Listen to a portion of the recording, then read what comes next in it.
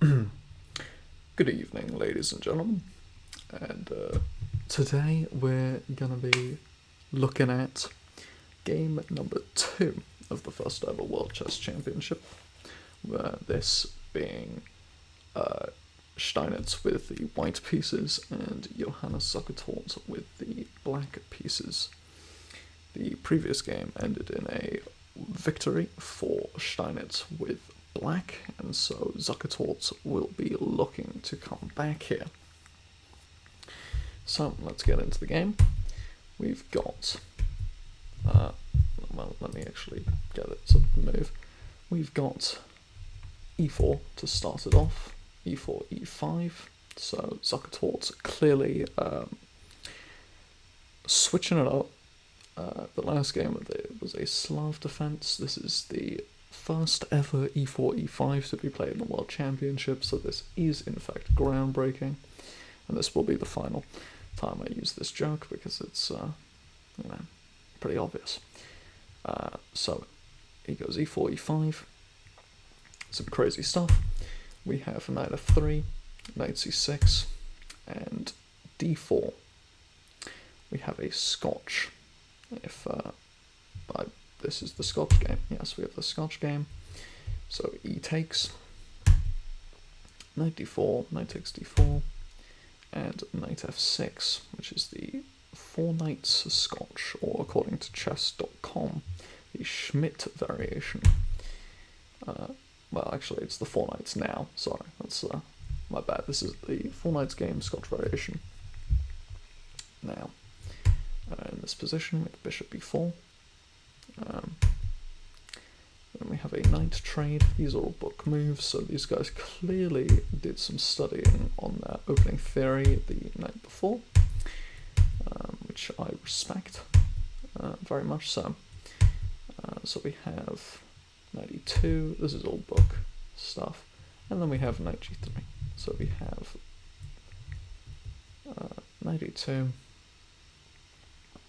bishop d6 by Zukertort, then knight g3, which apparently is an inaccuracy, and black is now, according to the engine, winning after h6, which he finds. As we know, Zukertort is a future seer, and so he understood that he saw that the engine would in fact like this move long before engines even were considered.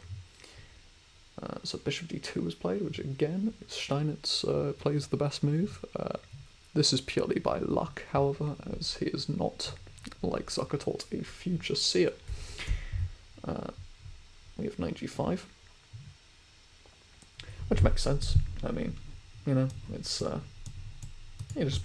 don't actually know what it does, but you put the knight there, and it looks cool. Pressure the h-pawn a bit, maybe. I don't know. Just if you can put your knight on g4, you probably generally may as well.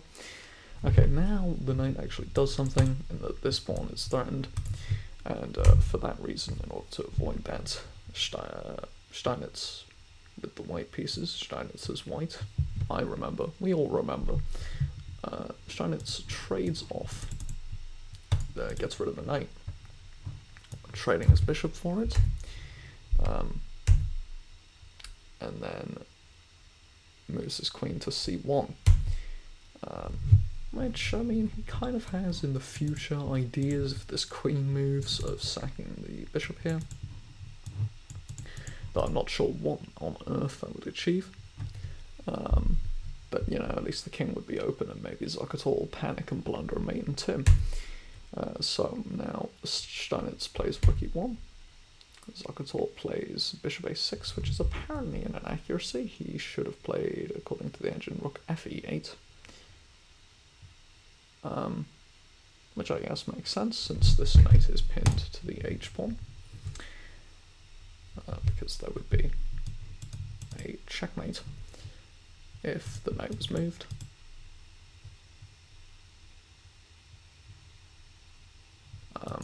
You're just going to have to trust me on that, because I can't calculate to it, but the engine thinks that that'll be a checkmate, I assume. Now we have bishop c3, which is the best move, and Steinitz is actually back in the game. He's only slightly worse, only half a point worse in evaluation. And of course, they didn't have engines back then, so they wouldn't have known this, but to me,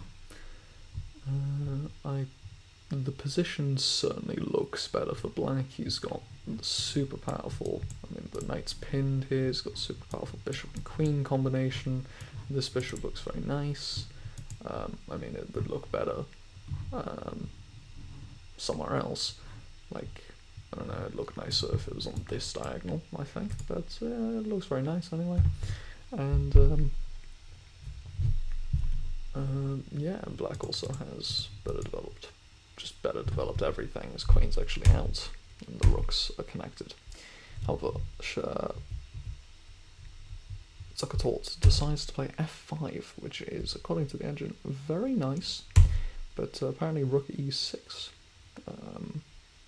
And according to the engine, this appears to be a drawn position once again for white, so f5, whilst quite a good move, did not keep the advantage according to the engine, though it seems very logical to just kind of, what else do you do when you want to attack other than just throw pawns at your opponent? So anyway, rook e6 is played, which the advantage goes away for black. Now there's a very small advantage again if the engine makes up its mind. Me personally, I think I still prefer black's position, though the rook on e6 is very nice, and the queen's quite good, but I still really like the bishop and queen combination here, and the fact that this knight is pinned and can never move, I think is quite handy. I think it's quite good. I think it makes it very good for black, I feel. So the pawn is pushed, d3 is played, which to me,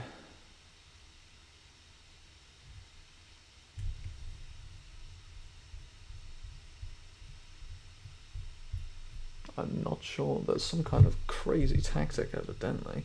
I'm going to figure it out with you people. Yes, of course. Bishop takes g3, because now this bishop is attacked twice, and mate is threatened. Or, not mate, but you lose this rook. If you move the bishop, you lose the rook. Or you actually can't move the bishop. So, yeah, you just lose instantly. You just resign. If you take with the bishop, if you take with the queen,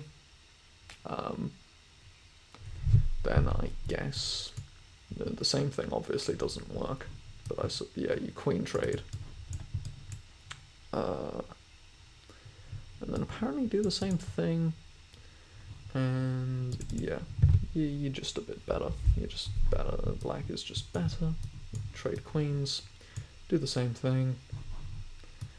After h takes, which seems the most logical move, or I guess you can move the bishop back.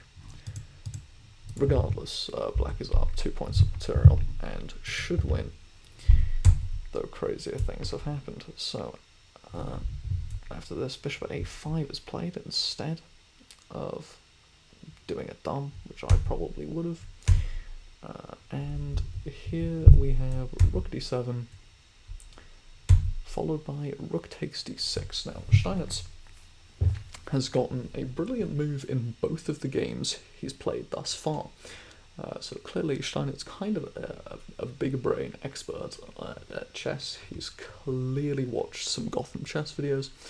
He understands the tactics. He knows Hikaru. All of this stuff. So Zukertort just takes back because he's just better than Steinitz. He's a future seer. He understood that was going to happen. So he's not even slightly concerned. We have queen f6, defending the rook, obviously. And then he moves the rook, because he's that much of a giga chad and does not care. We have queen takes f8, So, there's pressure on this pawn, but obviously because a rook is defending it, you can't take it, because a rook and pawn is not as much as a queen. 6 is less than 9. So he plays knight h5, which is just, I think, generally positionally good. Steinitz is, again, he's putting his knight on the rim, and although it is pretty dim, it's got some prospects. There's some pressure here. If he can get his queen, maybe to g3, he can pressure g7 pawn, threaten a couple of checkmates, you know, that kind of thing. So queen e8 is played to kick the knight out. Knight f4 is played, which attacks this rook, and so Zukertort, the genius that he is, decides to move the rook as it was being attacked, which is just a visionary decision to make. I mean, what an expert. We have h4, we have c5, everyone's pushing pawns, and just having a good time.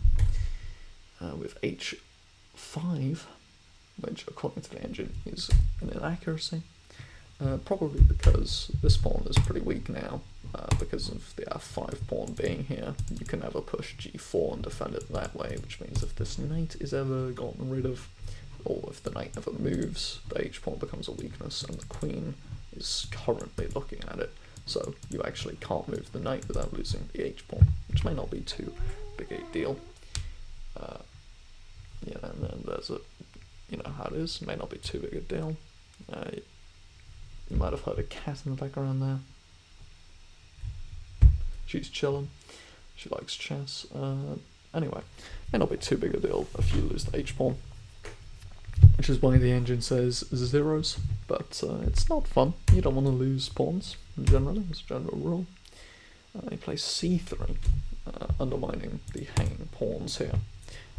However, the engine thinks that he's stupid and should have played f3, which Benjamin Feingold would not be very happy about, so I think I respect that, and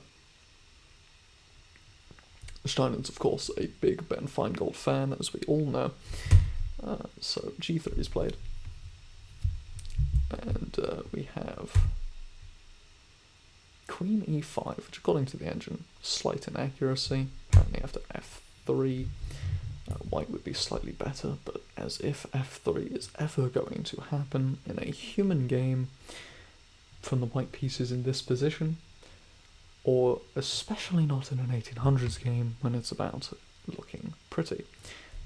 So knight g6 instead is played, to which queen d6 is Zukertort's response. Now, Steinitz saw that coming and offers a draw by repetition because he's a gentleman, but Zukertort, being the absolute giga chad that he is, does not accept the draw by repetition, as he doesn't really want to. That's a pretty reasonable reason to not do something. So he plays, so b3 is played, which is to prevent c4, and then Zukertort plays c4 anyway, because he will not have someone tell him the rules of the game of chess. We have rook b1, so Steinitz decides that he wants to keep the tension. He did the same thing in the previous game, which was, according to the engine, a mistake, but of course he won that game, so in hindsight you can probably say that it wasn't.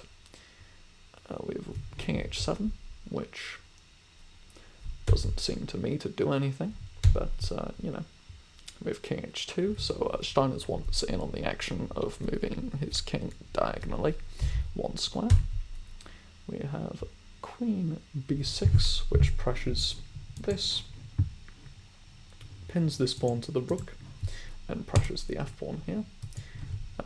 So, yeah, a pretty nice piece of geometry. just a pretty good, just an attractive move. The king moves back, so he got peer pressured into playing king h2 and then realised his mistake the next day when he woke up in a dumpster. And he played king g1, trying to backpedal, but unfortunately for him, it's not. He's not able to backpedal. But Zukertort, being the gentleman that he is, as we discussed in the last video, wants to allow Steinitz to backpedal because he's just that nice of a guy. He understands that Steinitz just made a mistake, and he wants to allow him a second chance, as we all do. Now here Steinitz plays rook b2. The reason being, I assume, that he wants to take this c-pawn. But to me that doesn't make much sense, because he moved the rook to the b-file in the first place in order to not take the c-pawn, and then he makes a move for the purpose of being able to take the c-pawn, which to me, taking the c-pawn seems like a bad decision anyway. So I have no idea why on earth he played that, and the engine agrees with me that it's bad. Here we have queen c6, so he's opening up, essentially, an opportunity for what would be one of the coolest checkmates in a World Chess Championship ever, which would be the rook e1 sacrifice. He's sacrificing the rook! The queen takes, and then queen h1 mate. That would be a very, very cool checkmate to see in a World Championship. That does not happen. Steinitz does not blunder mate in 2. And Zukertort plays in inaccuracy, though he is still winning, just by a little less. He should have played rook e8 according to the engine, but this is the 1800s, and rook e8 is a boring move. So Steinitz blocks with the queen. Rook e1 check is played. Not sure how it's a great move, because I feel like great on chess.com implies difficult to find, and this is not difficult to find. It's the first move that comes to mind, at least to me. And then there's a queen trade after the king moves. Rook takes, takes with the bishop.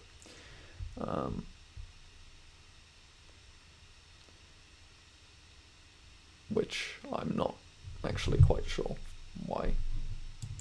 Oh yes, of course, just d2. I was calculating like rook e2 check, and was like, well, the rook stops the pawn from promoting, but yeah, you don't have to get complicated, just d2 and promote, and everyone's happy. So he can't take the bishop because the pawn promotes on d1. So he pushes g4 to do something, kind of a desperation move, bit of desperation there. Then we have knight g2 attacking the rook, d2 defending the rook, knight e3,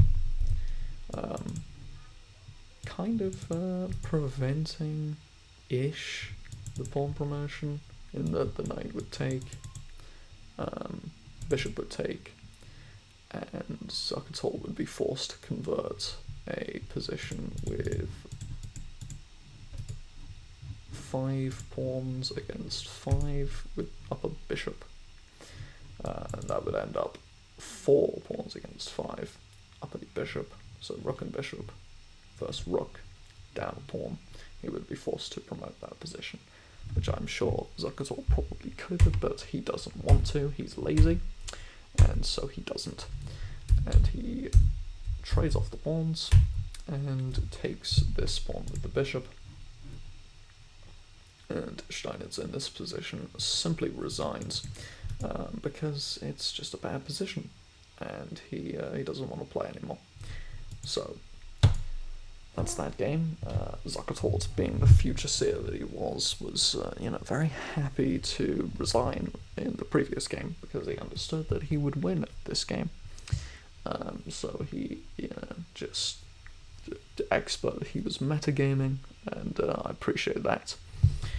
So Steinitz pulling off 2 brilliant moves in a row in the first two World Championship games, and still scoring 50% as a result of those two brilliant moves. Just goes to show that a brilliant move is not everything, ladies and gentlemen. However much chess.com will try to tell you that. So this position he resigns because, you take the bishop, then this, you take the bishop, take, and then take the pawn. This is just bad. This is a bad position. But obviously, if you take the bishop, he doesn't take back. He promotes. So you take the bishop, d1 equals queen. And if you don't take the bishop, then he's just going to take this pawn and then promote, and then take, and I'll put this on the board. If you don't take the bishop, let's say you play c4 or something, he's just going to take the pawn, probably, and then I guess you could take, but he's just going to go into this position, up a bishop and two pawns, and you would have to be like severely inebriated to lose this position, and you would have to be at least a little high just to draw it. So Steinitz resigns because he doesn't want to put himself through that much stress. As we all know, Steinitz is in fact mentally deranged, and thus he doesn't want to end his own life tonight. So he resigns.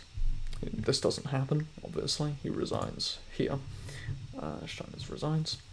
And this is the second game of the first World Chess Championship match, which was again played in New York in America. So after this game we have a 1-1 tie between Steinitz and Johannes Zukertort. So go into game 3 with a completely clean slate, which is very good. They both won with the black pieces. Again, clearly they are like real big advocates of racial equality, and I can really appreciate that the first two games of World Chess Championship match would be won by the black pieces.